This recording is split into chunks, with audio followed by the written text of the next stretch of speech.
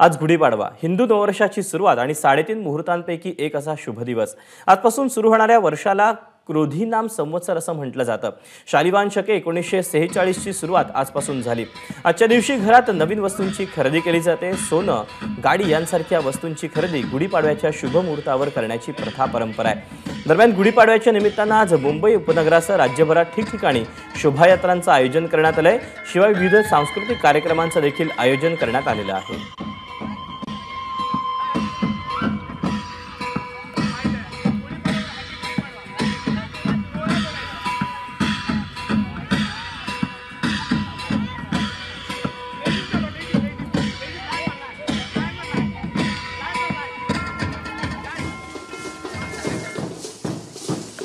घरोघरी गुढ्या उभारल्या गेलेल्या आहेत। नवीन वर्षाचं स्वागत करण्यात आलेलं आहे आणि त्यासोबतच आता आपल्या गावागावांमध्ये निघणाऱ्या शोभायात्रांसाठी गावकरी देखील सज्ज झालेले आहेत। प्रामुख्याने मुंबई शहर आणि मुंबई उपनगरांमध्ये या शोभायात्रांचं विशेष आकर्षण असतं।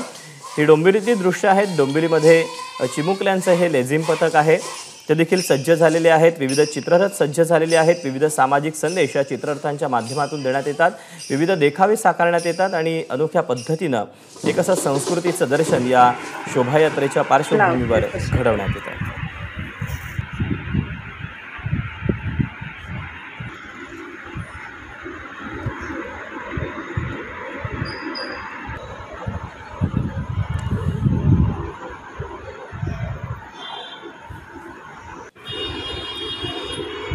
डोंबिवली, ठाणे आणि नागपूर या तिन्ही परिसरांमध्ये सध्या जे शोभायात्रा निघणार आहेत त्याचं नेमकं कशा पद्धतीने आयोजन करण्यात आलेलं आहे। आपण अधिकचे अपडेट जाणून घ्या। डोंबिवलीवरून प्रियंका गोरड आपल्या सोबत आहे। प्रियंका, काही वेळापूर्वी ज्यावेळी आपण बोललेलो होतो त्यावेळी चिमुकल्यांचं लेझिम पथक जे होतं त्यांचा सराव देखील तू दाखवलेला होता। आता सध्याचं काय चित्र पाहायला मिळतंय शोभायात्रेबद्दलचं?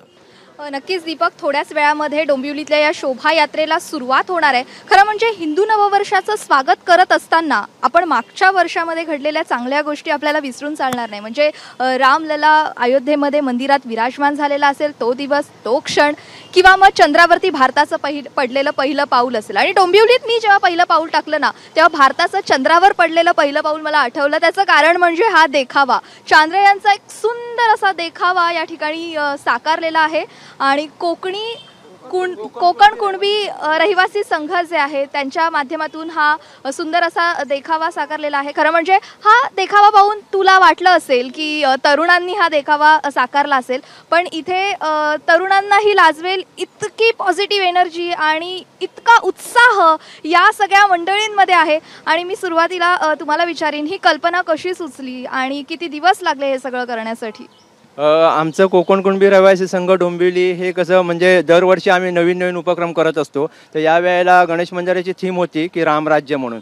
तर आम्ही विचार केला की रामराज्याबरोबर अजून आपल्याला काय दाखवता येईल। तर ह्याच वर्षी आपलं जे आपलं यान लॉन्च झालं चांद्रयान, तर म्हटलं राम सेतूबरोबर आपलं चांद्रयान झालं तर मग त्याची सांगड घालता येईल। कारण पूर्वी जे रामाने सेतू बांधला तो पण एक आर्किटेक्चरच होता, पण त्यावेळेस सतयुगाचा होता। म्हणजे सतयुगाकडून विज्ञानाकडे वाटचाल कशी करावी याच्याच माध्यमातून सांगड घालून मी हा देखावा तयार केलेला आहे। आणि याचा मुख्य उद्देश म्हणजे कसं की नवीन कल्पना ज्या आपल्या देशामध्ये मुलांच्यामध्ये किंवा मोठ्यांमध्ये ज्या विकसित होतात ते प्रत्यक्षात कसं उतरवलं जातं किंवा रामराज्यामध्ये कसं चालू होतं। म्हणजे रामराज्यामध्ये सतयुग होतं कारणाने फक्त रामाच्या नामाने ते दगड तरले गेले, पण खरा आर्किटेक्चर रामच होते। कारण त्यावेळेला पूल बांधण्याची सुरुवात झाली ती आजपर्यंत विज्ञानाने नवनवीन विकासक किंवा तंत्रज्ञान वापरून तसे नवीन नवीन ब्रिज तयार केले। तसं आणि चांद्रयान पण त्याच माध्यमातून तयार झालं, इस्रोने केलंय। आणि ती आपल्या देशासाठी किंवा जगात आपलं नाव झालं ही आमच्यासाठी खूप महत्त्वाची गोष्ट आहे आणि अभिमानाची गोष्ट आहे। आणि आम्ही या सर्वांनी मिळून जो हा देखावा सुरू केला आहे, दाखवला आहे, त्याचे हे आमचे शिल्पकार आहेत खाडे साहेब यांनी हा देखावा म्हणजे यांची ही सर्व आयडिया किंवा जी थीम आहे ती यांची आहे। आणि यांना सर्व ही जी आमची मंडळी आहेत यांनी आम्ही कल्पना तुमची होती आणि साकारण्यासाठी प्रत्यक्षात हात यांचे होते। तुम्हाला विचारू इच्छिते की हा देखावा एवढा मोठा आणि एवढा सुंदर देखावा साकारण्यासाठी तुम्हाला किती दिवस लागले, किती मेहनत घ्यावी लागली आणि किती हात यासाठी काम करत होते? 8 दिवस लागले हे बनवायला। हां, आणि हे सर्व मिळून हे बनवलेलं आहे देखावा। एकट्याचं नाही, सर्वांचा हात आहे त्या मागे. बरं, सगळ्यांचा हात आहे. मी मगाशी जसं म्हटलं तसं या सगळ्यांमध्ये ना मला खरं सांगते तरुण मंडळी कोणीच दिसत नाहीये. हे सगळे आहेत ते म्हणजे तरुणांनाही लाजवेल अशी त्यांच्यातली काय म्हणतात पॉझिटिव्ह एनर्जी आणि या सगळ्या गोष्टी त्यांच्या चेहऱ्यावरती आणि ते समाधान दिसतंय. काय सांगाल काका? नाही मुळात म्हणजे काय माहिती आहे का, आता हा नवीन वर्ष सर्वांना मी नवीन वर्षाच्या हार्दिक शुभेच्छा देतो. आणि ही कल्पना जी साकारली आम्ही लोकांनी, दरवर्षी आम्ही नवीन नवीन उपक्रम राबवत असतो. तर ह्यावर्षी आपल्या देशाने सर्वात मोठं पाऊल टाकलं आहे. नील आर्मस्ट्रॉंग नंतर मला वाटतं आपल्या भारताचंच नाव आहे. आणि असंच आपल्या देशाचं नाव हे होऊ दे. नक्कीच. आणि हा असा उत्साह आहे आणि ही अशी एनर्जी आहे. आणि देखाव्यातून आपल्या भारताने म्हणजे गेल्या वर्षभरामध्ये जेव्हा जेव्हा आनंदाचा क्षण आला, जेव्हा जेव्हा विजयाची गुढी उभारेल असा क्षण आला, त्या क्षणाची आठवण करून देणारे देखावे जे आहेत ते आज डोंबिवलीमध्ये दीपक पाहायला मिळतात.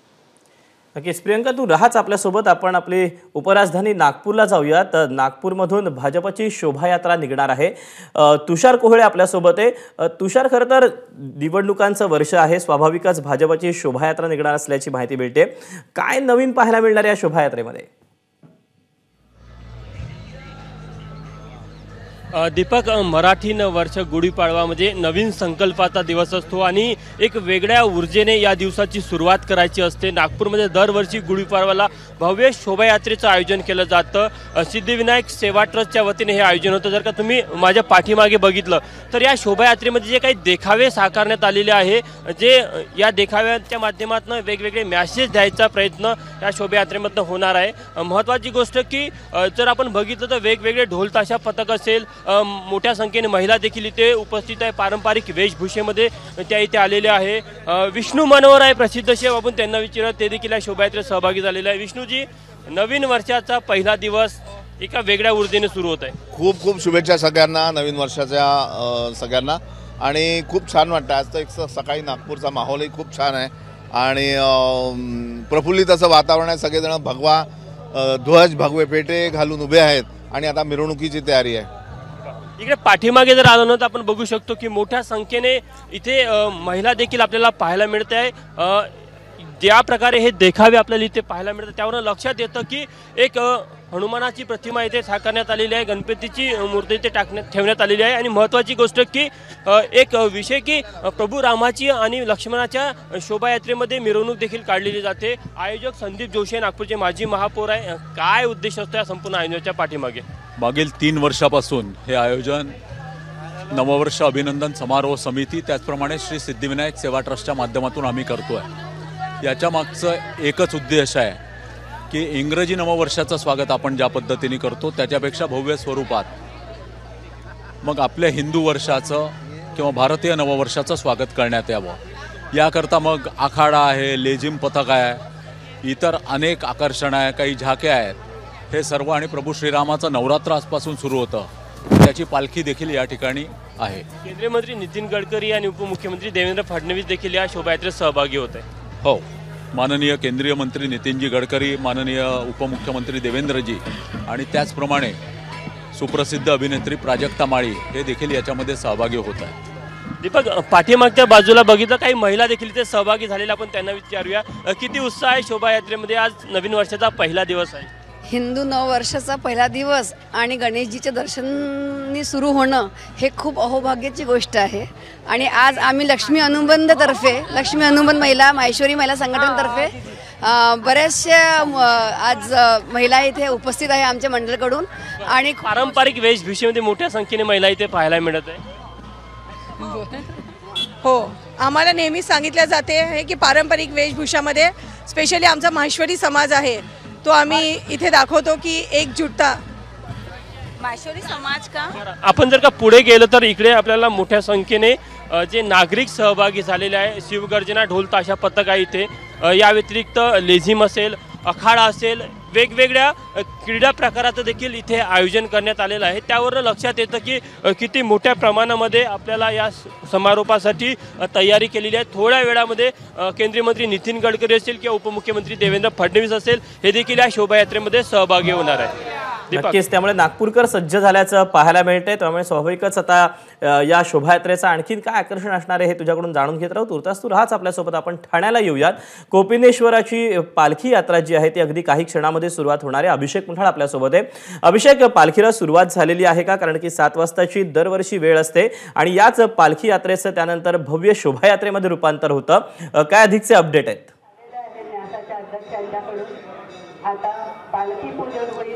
दीपक, अगदी काही क्षणामध्ये पालखीचं प्रस्थान जे आहे ते आपल्याला होताना पाहायला मिळणार आहे. आपण बघू शकतो मोठ्या प्रमाणात रेलसेल जे आहे ते या कोपिनेश्वर मंदिरामध्ये आपल्याला पाहायला मिळते आहे. संजीव नाईक असतील, सोबतच नरेश मस्के असतील किंवा मग इतर जे मान्यवर मंडळी आहेत. समोर आपण सहस्त्रबुद्धे सर देखील बघू शकतो आहे, ते देखील इथं दाखल झालेले आहेत. आपण त्यांच्याशी इथं बातचीत करण्याचा प्रयत्न करूया. विनय सर, कशा प्रकारे बघता आहेत? एकूण नव्या वर्षाच्या तुम्हाला शुभेच्छा. काय सांगाल, काय भावना आहेत, काय असं ठाण्याची ही एक परंपरा झालेली आहे आणि या परंपरेत कार्यकर्तेच केवळ नव्हे तर सामान्य नागरिकही खूप उत्साहाने सहभागी होतात. आणि यावर्षी या यात्रेला लोकशाहीच्या उत्सवाचं देखील एक पार्श्वभूमी आहे त्याची, आणि त्यामुळे मला असं वाटतं की दुप्पट उत्साहाने लोकांचा सहभाग आहे. कोपिनेश्वराच्या कृपेने ठाणेकर मतदानाला सिद्ध होतील. मात्र उमेदवार जण ठरलेला नाही आहे. काय निश्चित असणार आहे? ठाणेकर कोणाला मत देणार? तसं पाहिलं तर उमेदवार ठरलेलाच आहे आणि त्याचं नाव आहे नरेंद्र दामोदरदास मोदी. त्यामुळे लोकांनी या उमेदवाराच्या पाठीमागे उभं राहणाऱ्याला मत द्यायचं याचा निर्णय काही महिन्यांपूर्वीच घेतलेला आहे. उमेदवाराचं नाव ही एक औपचारिकता आहे, परंतु ती लवकरच पूर्ण. नक्कीच सर, एकीकडे राजन विचारे आहेत, दुसरीकडे अजून महायुतीचा उमेदवार ठरलेला नाही, मात्र लवकरच तो निश्चित होईल असं देखील भावना ज्या आहेत त्या विनय सहस्त्रबुद्धे यांच्याकडनं व्यक्त करण्यात येतात. आपण समोर बघू शकतो आहे की पालखीचं प्रस्थान जे आहे ते काही क्षणामध्ये आपल्याला होताना पाहायला मिळतं आणि तशा प्रकारचं नियोजन देखील सध्याला आपल्याला होताना दिसतं आहे. एकूण हेच आपण जाणून घेणार आहोत. आपण त्यांच्याशी बातचीत करण्याचा प्रयत्न करूया की नेमका कशा प्रकारचं नियोजन जे आहे ते यामध्ये आपल्याला होताना पाहायला मिळत असतं. कसं हे नेमकं नियोजन असतं, कसं नेमकं हे नियोजन असतं, कशा प्रकारे तुम्ही पालखीचं प्रस्थान असतं, काय याचा इतिहास आहे? नमस्कार. हे यंदाचं आपलं 24वं वर्ष आहे आणि आत्तापर्यंतची परंपरा आणि संस्कृती टिकवणारी अशीच ही ठाण्याची यात्रा आहे. या सर्वसमावेशक अशी ही यात्रा असते. विविध ज्ञातीचे, समाजाचे बांधव मोठ्या उत्साहाने या भारतीय नववर्षाचे, रादर हिंदू नववर्षाचे स्वागत करण्यासाठी जमलेले असतात. चित्ररथ असतात, पायी चालणारे लोक असतात, सहवास किंवा सदनिकामध्ये राहणारे लोक असतात. वेगवेगळ्या प्रकारचे सांस्कृतिक तसेच प्रबोधनात्मक कार्यक्रम या अनुषंगाने केले जातात. कॉलेज विद्यार्थ्यांसाठी करणारे उपक्रम असतील किंवा देवळं जपणारी किंवा संस्कृती टिकणारे कार्यक्रम असतील, अशासारख्या कार्यक्रमांचे हे स्वरूप असतं. पूर्वसंध्येला संपूर्ण ठाण्यामधील हे जे मासुंदा तलाव आहे तिथे दीपोत्सव होतो. आपण बघू शकतो की आता सध्याला स्वाभाविकच आता ठाणेकर देखील सज्ज झालेले आहेत. अभिषेक, काही क्षणातच आता कोपिनेश्वरच्या पालखीला देखील सुरुवात होणार आहे. तुझ्याकडून अपडेट जाणून घेत राहू. यानंतर आपण नागपूरमध्ये जाऊया. शोभायात्रेला सुरुवात होते. ढोल ताशा पथक जे आहे त्यांच्याकडून सादरीकरण केलं जात आहे.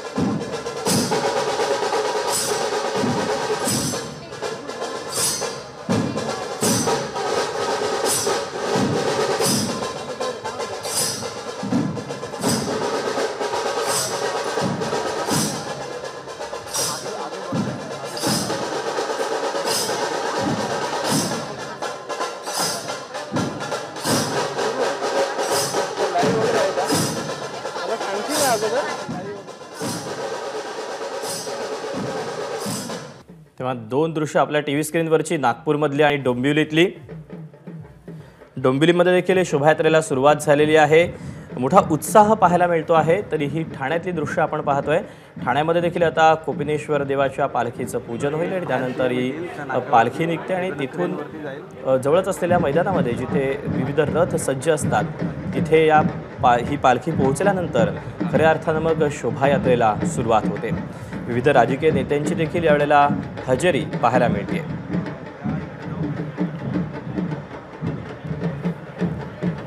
अभिषेक मुठाळ आपल्यासोबत आहे. अभिषेक, अगदी काही क्षणामध्ये आता या पालखीच्या यात्रेला मिरवणुकीला सुरुवात होईल. विविध राजकीय नेत्यांची देखील यावेळेला हजेरी पाहायला मिळते. 10 वाजता पक्ष प्रवेश आहे भाई. देवीची पूजा कुठे करतो?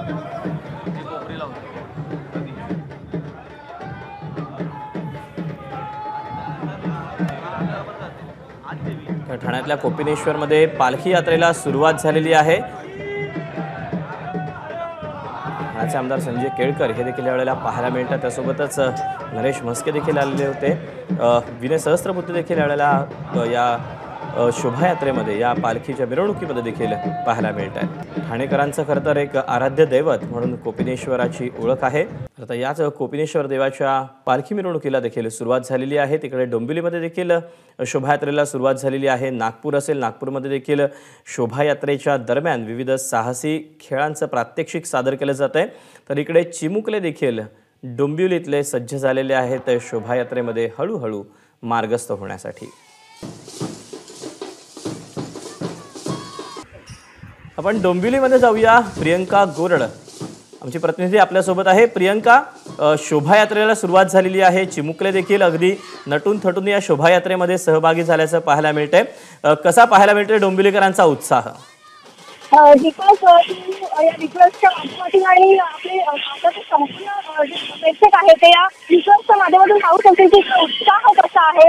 या शोभायात्रेला सुरुवात झालेली आहे. झांज पथक असेल, त्याचप्रमाणे त्याच्या पाठीमागे लेझिम पथक आहे, ढोल ताशा पथक आहे आणि पुढे चिमुरडे जे आहेत ते या शोभायात्रेचा प्रारंभ करण्यासाठी एक पाऊल पुढे टाकताना पाहायला मिळते. अशा पद्धतीचं अगदी छान दृश्य पाहायला मिळते. महिलांनी पारंपरिक पोशाख परिधान केलेला आहे आणि अगदीच मराठमोळा जो अंदाज आहे किंवा जी परंपरा आहे ती दरवर्षी डोंबिवलीच्या शोभायात्रेत पाहायला मिळते, जी आता सुद्धा पाहायला मिळते.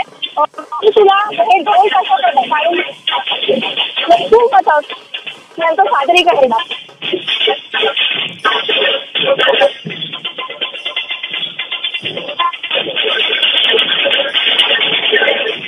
तेव्हा ठाण्यामध्ये आणि डोंबिवलीमध्ये शोभायात्रेला सुरुवात झालेली आहे. लेझिम पथक असेल, झांज पथक असेल, ढोलताशा पथक असेल सज्ज झालेले आहेत. दुसरीकडे राजकीय नेत्यांची गर्दी पाहायला मिळते कोपिनेश्वर देवाच्या पालखी यात्रेमध्ये.